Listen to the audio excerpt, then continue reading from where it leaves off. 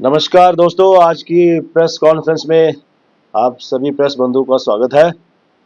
आज की जो प्रेस कॉन्फ्रेंस है ये जम्मू कश्मीर संरक्षण मंच की तरफ से हो रही है और आज की प्रेस कॉन्फ्रेंस का विषय है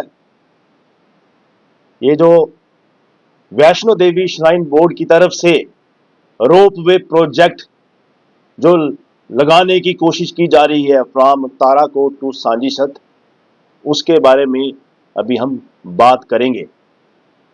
दोस्तों, अगर इस प्रोजेक्ट की बात करें, इस प्रोजेक्ट को लेके वहां के जो लोकलाइट्स हैं, वहां पर जो काम करते हैं, पालकी वाले, घोड़े वाले, पिट्ठू वाले और वहां के जो बिजनेस कम्युनिटी के लोग हैं, वहां पे जो काम करते हैं, सभी ने इकट्ठे होकर इस प्रोजेक्ट पे अपनी नाराजगी दिखाई, जताई, नाखुश हुए, अपना अपना जो भी गुस्सा, अपना आक्रोश एडमिनिस्ट्रेशन को, गवर्नमेंट को बताया।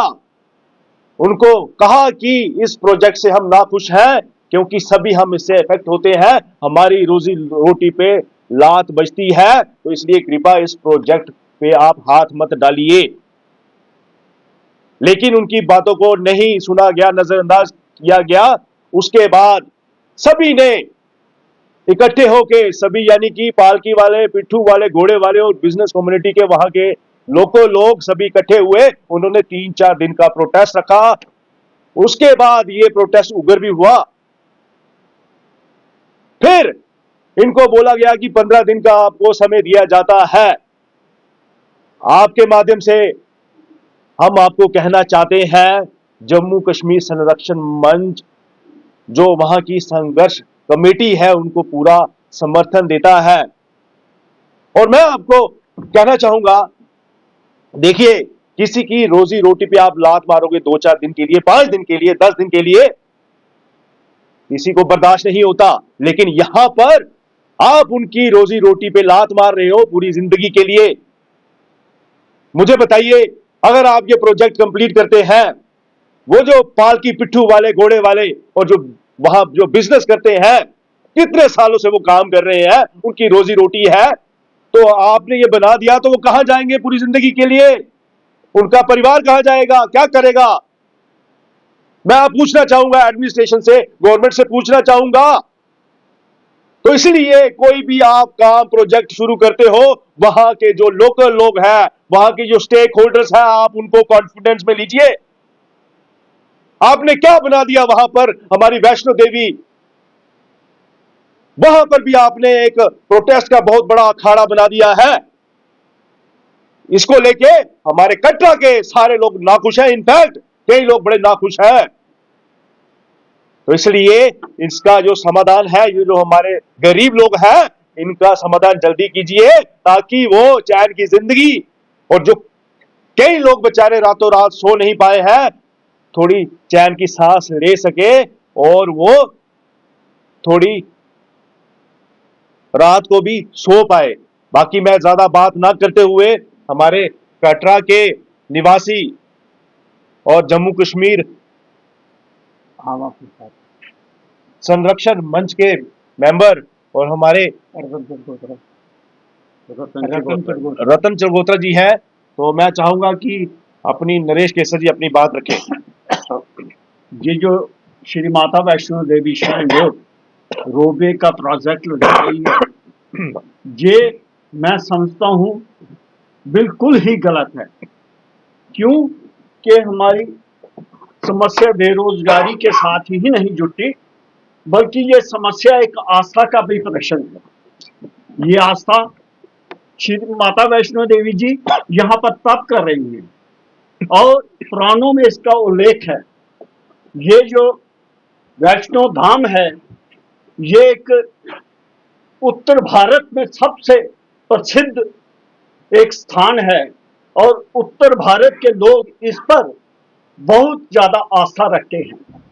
आप जानते हैं कि ये जो माता वैष्णो देवी अगर उस स्थान पर गई हैं तो इससे पहले भूमिका मंदिर, बाणगंगा, चरणपादुका, अर्धकुंवारी और हाथी मथा, ये क्रमबद्ध तरीके से ये भी एक तीर्थ स्थल हैं।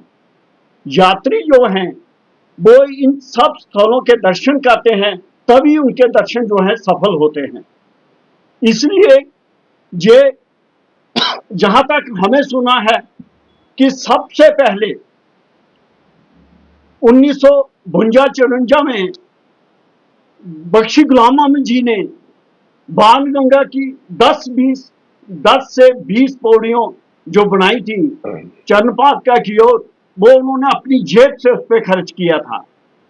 और फिर उन्होंने गवर्नमेंट की तरफ से जो ट्रैक बनाया था, वहां से बाणगंगा, चरणपादुका, अर्धकुंवारी, हाथी मथा का जो ट्रैक बनाया था, वो भी बीच में उसको जोड़ के रखा था। आपने सुना होगा कि यहाँ पर एक भजन है कि माता जी का कि नंगी नंगी पैरी माता अकबर आया और चांदी का छतर, सोने का छतर चढ़ाया। ये आस्था उस जमाने की है। फारूक साहब भी 2-4 बार माता जी के दर्शन कर चुके हैं, बहुत सारे ममडन लोग भी दर्शन कर चुके हैं। ये हमारी एक गंगा जमुनी तहजीब का भी एक उदाहरण है, जहां पर हिंदू मुस्लिम सब लोग जो हैं काम करते हैं। इसलिए हम ये चाहते हैं कि आस्था के लिहाज से भी श्राइन बोर्ड को ये जो बाईपास का रास्ता निकाल रहे हैं, ये बिल्कुल गलत है। हम बचपन में थे तो हमने सुना था कि जब हम अपने बुजुर्गों से पूछते थे कि माता जी जहां पर कितनी देर रहेंगी, तो बुजुर्ग कहते थे जब 1.25 लाख यात्रा जहां पर दर्शन करेगी, यानी कि 1.25 लाख भेंट चढ़ेगी और माता जी की पिंडियों पे धूप लगेगी, तो माता जी यहां से नाराज हो जाएंगी। और आज हमें ये बिल्कुल धीरे धीरे समझ आ रहा है कि वो बात सच होने वाली है, क्योंकि तब गुफा भी एक थी, प्राचीन गुफा, उसके बाद 2 बनी, 3 बनी। हो सकता है जो आज ये श्राइन बोर्ड चाहता है कि वहां पर रोपवे लगाएं, वहां पर एकदम यात्रियों का जमवाड़ जमा कर यात्री वहां पर पहुंच जाएं, तो उससे क्या होगा कि हो सकता है कि इनके मन में आए कि अब 1, 2, 4 गुफाएं और बना दी जाएं, फिर भी यात्रा बढ़ेगी। तो हो सकता है ये सोचें कि ये अब यहाँ से थोड़ी सी पहाड़ी उखाड़ लें ताकि ऊपर से भी ऐसे दर्शन होकर चले आए। तो ये सब हो सकता है, या गुफा से ऊपर से ही बैठ जाए। तो कहने का भाव ये है कि जब माता जी तप कर रही हैं, क्यों हम उनके तप में खलल डालें। और इसलिए हम श्राइन बोर्ड से निवेदन करते हैं कि ये जो प्रोजेक्ट है बिल्कुल खत्म होना चाहिए। बेरोजगारी के साथ साथ आस्था का प्रश्न जो है ये सबसे ज्यादा महत्वपूर्ण है। इसलिए मैं आप सबसे निवेदन यही करूंगा और श्राइन बोर्ड से निवेदन करूंगा, गवर्नमेंट से निवेदन करूंगा कि वो इसमें इंटरफेयर करके इस प्रोजेक्ट को जो है रोके।